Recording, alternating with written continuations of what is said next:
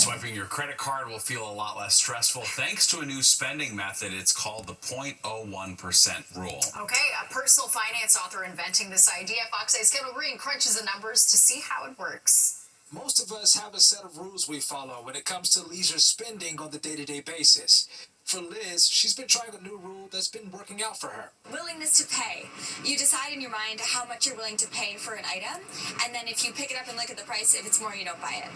Others take into account what they need versus what they want. I do have a little bit of saving on the side, and after that, I kind of manage it pretty well. But there's a new rule raising eyebrows in interest, authored by Nick Majuli, called the 0.01% rule in his book, The Wealth Ladder.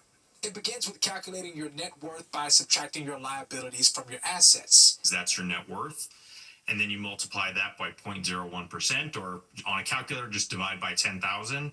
And that gives you a daily spending number. That's actually an interesting take. I feel like I've never taken into account how much of the percentage that I'm making, that I'm spending on myself. He was listening to a Jay-Z song and penned the lyric into a financial theory that's gotten a lot of traction lately. Inadvertently, he just said a lyric, and I was like, well, what was his net worth at the time when he said this lyric, And at the time, his net worth was like 450 million. I rounded to 500 to make it easy, and it's like 50,000 over 500 million. That's, 0.01%, 1/10,000. He said, hey, what's 50 grand to someone like me? Can you please remind me? Now, we spoke to a financial advisor who says he gets the concept in theory, but it doesn't apply to everybody. So that 0.001%, he says you could reconfigure that number for a number that makes sense to you.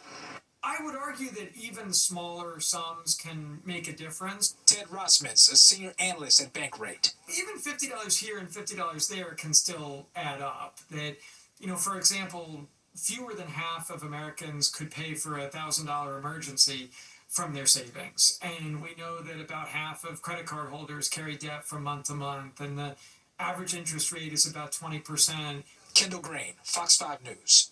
Yeah, it's a little bit more complicated than girl math. That's right, for sure. All right, don't be too afraid to splurge here and there is the point. Joy. That's the problem is everything sparks joy to me, so I buy everything. That's how I navigate it. Yeah, all right, let's go to Nick now for a look at the forecast. Welcome back. Well, it looks like the Labubu frenzy might be fading. Just a few weeks ago, Labubu maker Pop Mart had a net worth of $27 billion thanks to the popular dolls. But since that peak, the stock has actually plunged, losing $13 billion in value. Pop Mart founder Wei Ning has personally lost $6 billion of his own net worth since late August. Some Gen Zers say they're ditching the trend because the toys are overhyped. Yeah, boy, it came and went fast. Well, actress Margot